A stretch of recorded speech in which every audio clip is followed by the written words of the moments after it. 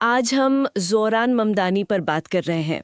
New York city mayor पद के लिए डेमोक्रेटिक प्राइमरी में उनकी जीत ने सच कहूं तो काफी लोगों को शॉक कर दिया। हाँ, बिल्कुल शौकाने वाली बात थी। हमारे पास उनका एनपीआर को दिया एक इंटरव्यू है, तो आइए जरा इस बातचीत की गहराई में उतरते हैं, समझते हैं कि ये सब हुआ कैसे। बिल्कुल बिल्कुल देखते हैं। ये देखना बड़ा इंटरेस्टिंग है क्योंकि वो कोई बहुत जाने पहचाने चेहरे नहीं थे, पार्टी के बड़े नेताओं का सपोर्ट भी नहीं था। हाँ, यहाँ तक के न्यूयॉर्क टाइम्स ने तो वोटर से कहा था कि इनको रैंक ही मत करना। वही तो सवाल ये है कि फिर ये हुआ कैसे, मतलब क्या किया उन्होंने? देखिए, उनकी स्ट्रेटेजी, जैसे वो खुद कहते हैं, पॉलिटिक्स विदाउट ट्रांसलेशन, मतलब सीधी बात। अच्छा, सीधी बात कैसे? मतलब सीधे उन मुद्दों पर फोकस करना जो आम वर्किंग क्लास लोगों को रोज परेशान करते हैं। खासकर ये जो रहने का खर्चा बढ़ गया ना शहर में, हाँ। अफोर्डेबिलिटी क्राइसिस जिसे कहते हैं। हाँ, ये तो बहुत बड़ा मुद्दा है न्यूयॉर्क में। बिल्कुल।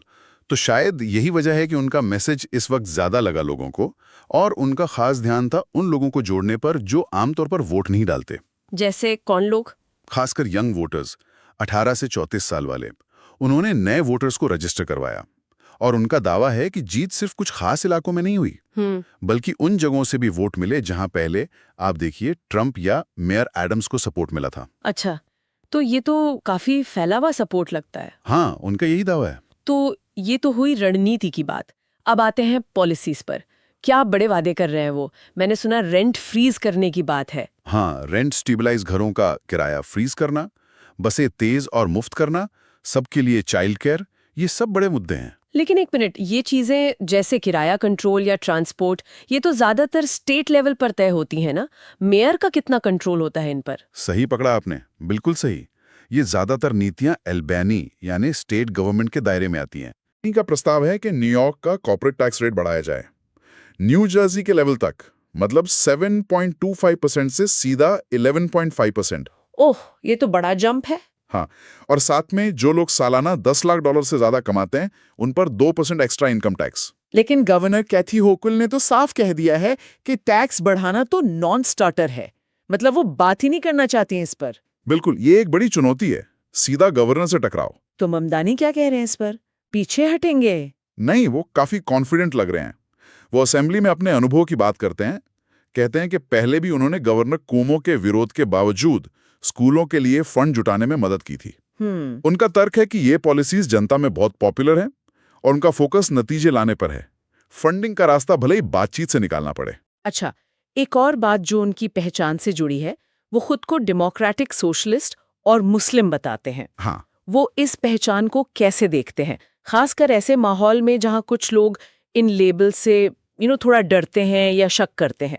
देखिए, वो इसे बर्नी सैंडर्स और मार्टिन लूथर किंग जूनियर की सोच से जोड़ते हैं। अच्छा। मतलब मेन फोकस है आर्थिक बराबरी पर। अच्छा। कि सबके पास रहने को ठीक ठाक घर हो, आने जाने का साधन हो, बच्चों की देखभाल का इंतजाम हो, हाँ। बुनियादी जरूरतें पूरी हों। और उनका वो बयान अरबपतियों को लेकर कि क्या वर्किंग क्लास लोगों को जीने का हक नहीं है? हाँ, वो थोड़ा कंट्रोवर्शियल था। हाँ। वो शहर में बढ़ती अमीर गरीब की खाई के कॉन्टेक्स्ट में था। उनका कहना है कि जो टैक्स वो लगा रहे हैं उससे अमीरों की लाइफस्टाइल पर कोई खास फर्क नहीं पड़ेगा, लेकिन शहर के बाकी लोगों को बहुत राहत मिलेगी। और अपनी मुस्लिम पहचान? वो कहते हैं कि उनकी आस्था, इस्लाम उन्हें सिखाती है मिलजुल कर रहना, जरूरतमंदों की मदद करना, जैसे रमजान में होता है, और यही वैल्यूज उनकी राजनीति में भी हैं। जाहिर है इस तरह की राजनीति और बातों से चुनौतियां भी आती होंगी। किस तरह का विरोध झेलना पड़ रहा है उन्हें? चुनौतियां हैं कई लेवल पर। पार्टी के अंदर ही देखिए, चक शूमर, हकीम जेफरीज, जो इतने बड़े नाम हैं, उन्होंने खुलकर सपोर्ट नहीं किया अभी तक। बाहर से बिल एक्मैन जैसे अरबपति इन्वेस्टर हैं, वो खुलकर उनके खिलाफ कैंपेन चला रहे हैं। कुछ यहूदी वोटरों में भी चिंताएं हैं।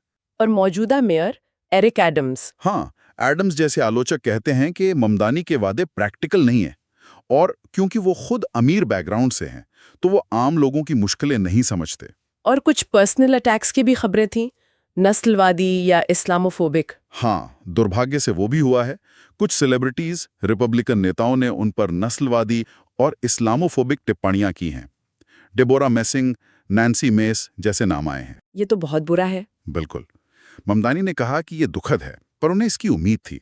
इन सब के चलते उन्हें सिक्योरिटी भी लेनी पड़ी है। उनका जवाब क्या है इस सब पर? उनका कहना है कि जवाब है सभी न्यूयॉर्क वासियों का भरोसा जीतना, सबकी सुनना और नफरत का विरोध करना, और एडम्स की आलोचना पर वो कहते हैं कि एडम्स का अपना रिकॉर्ड देख लीजिए, वो कितना वर्किंग क्लास के साथ रहे हैं। जबकि उन्होंने, ममदानी ने, असेंबली में टैक्सी ड्राइवरों का कर्जा माफ करवाने जैसे काम किए हैं। वो इस बात को भी नहीं मानते कि किसी कम्युनिटी के लिए सिर्फ उसी कम्युनिटी का आदमी लड़ सकता है। तो कुल मिलाकर ज़ोहरान ममदानी ने एक तरह से न्यूयॉर्क की राजनीति के पुराने ढर्रे को चैलेंज किया है। हाँ, फोकस रखा है रोजमर्रा की आर्थिक मुश्किलों पर। बिल्कुल। और उन वोटर्स को मोबिलाइज किया है जो शायद पहले पॉलिटिक्स से कटा हुआ महसूस करते थे। सही कहा। मुद्दों पर फोकस करना, क्या ये आने वाले चुनावों के लिए एक नया मॉडल बन सकती है? अच्छा सवाल है। सिर्फ न्यूयॉर्क में नहीं, बल्कि शायद देश भर में। देखना होगा कि ये अप्रोच आगे कितना कामयाब होता है।